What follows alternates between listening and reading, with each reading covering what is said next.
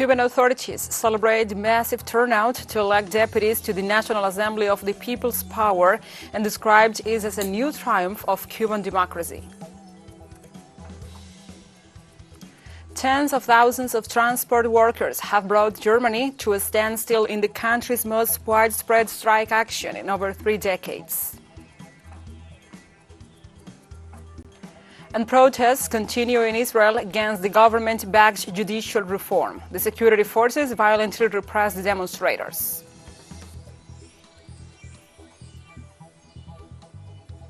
From the headquarters of TeleSUR English in Havana, Cuba, this is From the South. I'm your anchor, Gladys Quesada.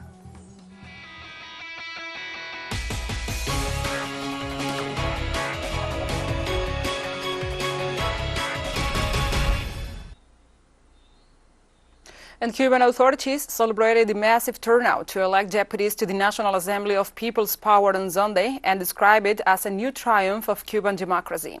The president of the National Electoral Council, Alina Balseiro, informed in a press conference on Monday that 6,164,876 Cubans exercised their right to vote, representing a 75.92% of the registered voters.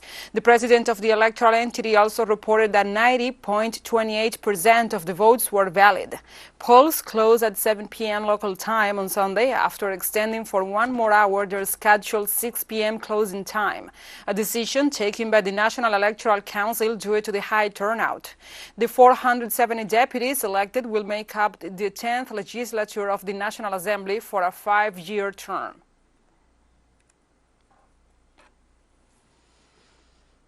We move to other topics. The Peruvian Public Ministry reported on Sunday that the anti-drug police and prosecutors officials seized 2.3 tons of cocaine that were going to be sent by sea to Turkey, hidden in a shipment of tiles. In a statement, the prosecutor's office said the drugs were seized in a shipment of majolica tiles during an operation to prevent illicit drug trafficking. Meanwhile, authorities at the DP World Port Terminal also said the shipment was leaving from the port of Callao, neighboring Lima or Ankara. In this sense, the National Customs Superintendent stated that the seized cargo remains in the custody of the Police Anti-Drug Division to continue with the corresponding investigations. In 2022 alone, Peruvian authorities seized more than 22 tons of cocaine, as the country, along with Bolivia, is one of the largest producers of coca leaf, the raw material for cocaine. On Sunday, the government of Honduras decided to break diplomatic relations with the island of Taiwan and recognize the principle of one China, according to local press. A video published on Twitter by the Honduran Foreign Ministry shows Foreign Minister Enrique Reina signing a joint statement with his Chinese counterpart.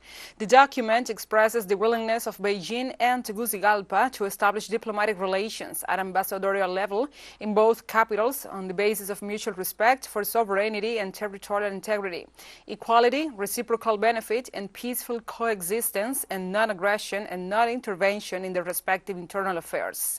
The Chinese government expressed its appreciation for the decision taken by the highest Honduran authorities. After the establishment of diplomatic relations between the two countries, China is willing to actively carry out friendly exchanges and practical cooperation in various fields with Honduras based on mutual respect, equality, mutual benefit, and common development. Today we take a historic step in this process of consolidating and strengthening our international relations, particularly with the Chinese people and government.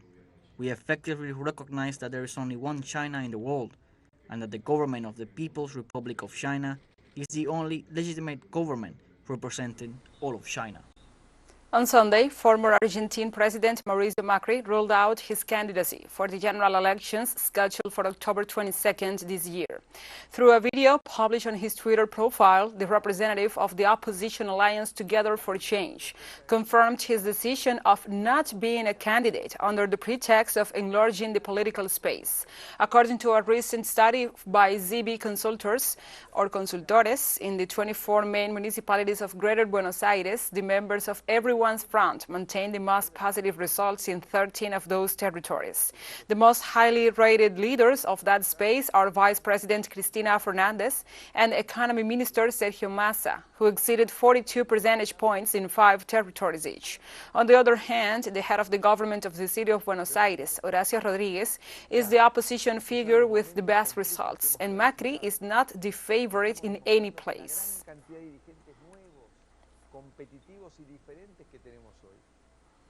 Leaders of Brazil's urban social movements spent the week in the capital pressuring lawmakers and government officials to enact a new urban reform strategy. In Brasilia, our correspondent Brian Muir has more. For the last 6 years, Brazil's working-class urban social movements have been on the streets fighting the coup and the US-backed rise of the far right. This week, their leaders joined with the National Urban Reform Forum in Brasilia to meet with government ministers and parliamentarians to present their demands for a national urban reform strategy. President Lula is offering to support the fight for urban reform in several areas. From social housing, public health, education, and public sanitation. Articulation with the social movement is extremely important because they have important experience at the base level. Lula has already restarted his Minha Casa Minha Vida program, which provides funding for social movements to manage their own autonomous housing construction projects that was cancelled after the 2016 coup. Now the movements are demanding that the government pass deliberative control over federal urban policy to a democratically elected volunteer citizens council, as it did during previous PT governments. We popularized the struggle for urban reform, explaining to the people that they have rights. The right to housing, water, electricity, public health, preschools, and transportation. Everything that guarantees quality of life. We achieve these basic rights on the periphery of the big urban areas. We begin talking about the right to the city. Brian Muir, TeleSUR, Brasilia. Let's take a short break. But first, remember you can follow us on our TikTok account at TeleSUR English, in which you will be able to see news in different formats, news updates, and more. Other stories coming up. Stay with us.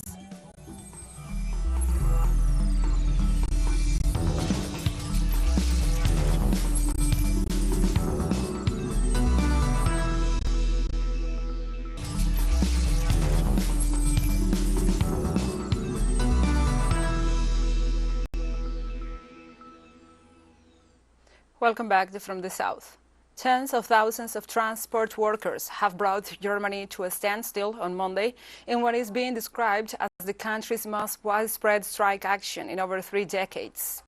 Hundreds of flights were cancelled at major airports across the country, including the business hubs in Frankfurt and Munich. National rail operator Deutsche Bahn cancelled all long-distance trains and most of the regional services. Also, bus, tram, and metro drivers in 7 federal states, including Bavaria and the country's most populous state of North Rhine-Westphalia, also joined the strike action. Trade unions Verdi and EVG had jointly called for a 24-hour strike to increase pressure on the government and the public transport companies in an ongoing dispute over pay and conditions. Demand and wage increase of 10.5% over 12 months, while the employers reject a minimum amount and offer 5% more over 27 months.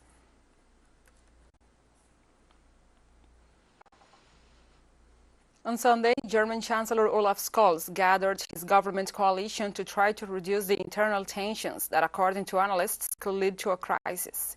Liberals, ecologists, and social democrats have been diverging for weeks on issues ranging from the climate to the finances of the army and infrastructure, including the budget for next year. The meeting aims to iron out differences and reduce their levels of unpopularity, since, according to several polls, those who benefit from these pensions are the Conservative Opposition Party and the AfD, the extreme right.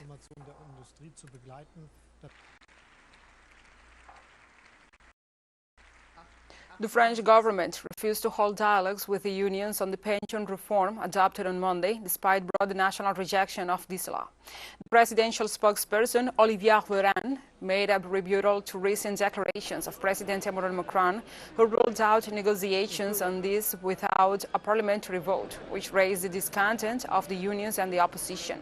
Véran specified that the executive is ready to talk with the unions about other essential issues, such as the management of the end of careers, professional retraining, and the reevaluation of salaries. President Macron's declarations come during the wave of violence in mobilizations and 2 days after the 10th National Day of Protest.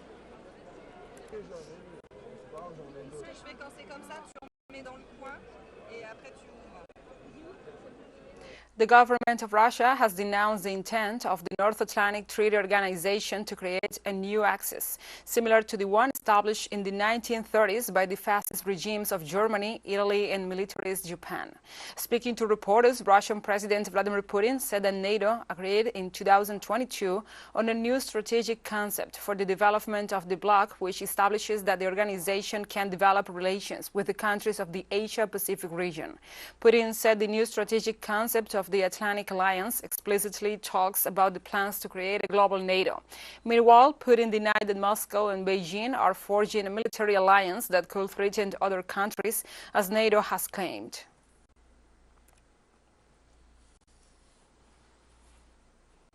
On Sunday, the International Monetary Fund called for vigilance in the face of heightened uncertainty in the financial sector.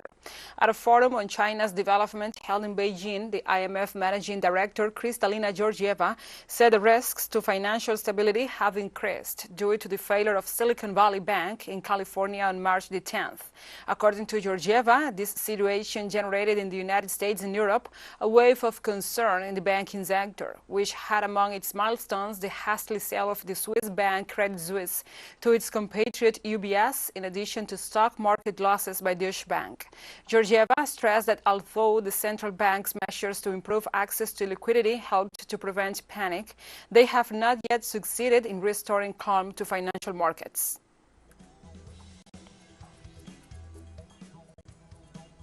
TeleSUR English continues to grow. You can now tune in from 33 different African countries through StarSat. Dial 461 and enjoy our Latin American alternative broadcast. One final short break and we'll be right back. Stay with us.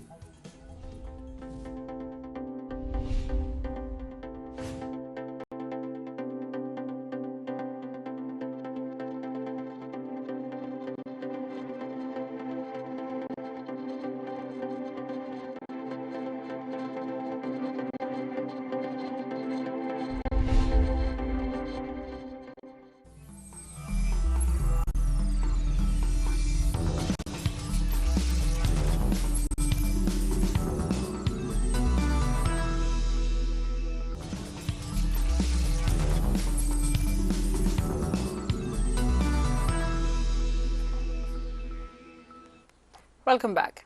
Thousands of Israelis demonstrated on Saturday in Tel Aviv against a controversial judicial reform as Defense Minister Yoav Gallant broke ranks to call for a pause in the government reforms as the people protest once again. Protests in Israel began in January after the coalition announced a package of reforms that the government says seeks to rebalance powers between lawmakers and the judiciary. Despite persistent mobilizations, Prime Minister Benjamin Netanyahu vowed to press ahead with the changes despite growing international alarm. On the other hand, Defense Minister Yoav Gallant said that major changes at the national level must be made through deliberation and dialogue.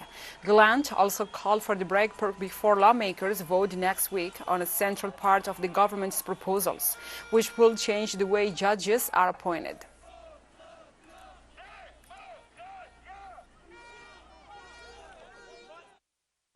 We're here fighting for our democratic values, the values that this country was built on, the values that our grandparents and our parents fought for, and we're continuing that fight so that this country will continue to be the home that it is for our kids and their kids as well.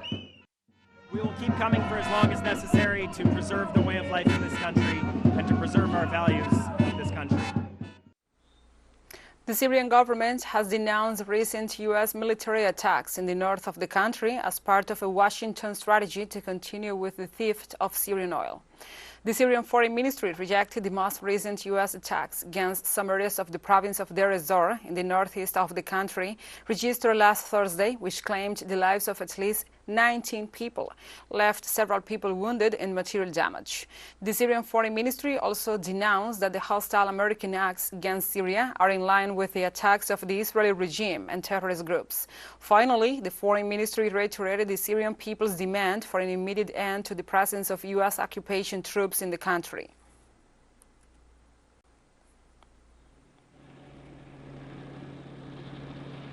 In Pakistan, former Prime Minister Imran Khan and supporters of the Pakistan Tehreek-e-Insaf party held a massive rally in Lahore amidst a judicial campaign against the former premier. The now main opposition leader held a rally after appearing in court on Friday, following the suspension of an arrest warrant against him, which allowed him to end a days-long detention at his residence. According to the rally organizers, police set up multiple barricades to discourage crowds from participating in the rally, while media coverage was blocked by government pressure. The former prime minister was ousted by a no-confidence vote last year and has been involved in more than 100 legal cases seeking to imprison him while campaigning for the early elections. We are here to support Imran Khan, his vision. He's like one of the great leaders, and he has the vision to support us and all the mafias here, they have surrounded our country. So we are here to protect our country from them. The main thing for us to be here is that we want our institutions, including our judiciary, to know that the elections that are withheld by the Election Commission, they are going to be held at no cost.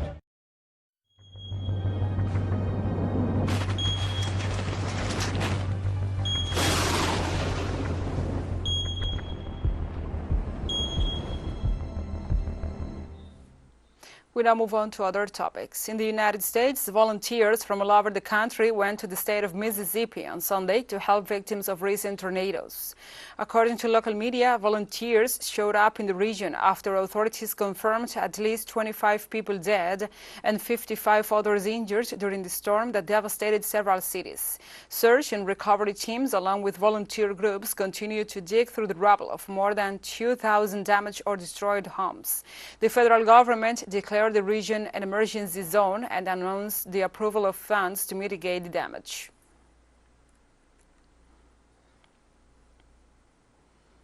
The United Nations has warned about a devastating situation in the countries of the Horn of Africa caused by an intense drought that is affecting mainly Ethiopia, Somalia, and Kenya. According to the latest reports by the United Nations World Food Programme, the drought resulting from 5 failed rainy seasons caused the loss of approximately 4 million animals in Ethiopia, 3 million in Somalia, and 2.5 million in Kenya. The intense drought in these 3 countries has resulted in the death of at least 9.5 million livestock in total, being livestock the main source of income and nutrition for pastoral communities. The UN agency warns that food prices are abnormally high due to the macroeconomic difficulties exacerbated by domestic grain shortages and global supply and fuel crisis. They also warn that if the drought continues, there will be an increase in humanitarian needs.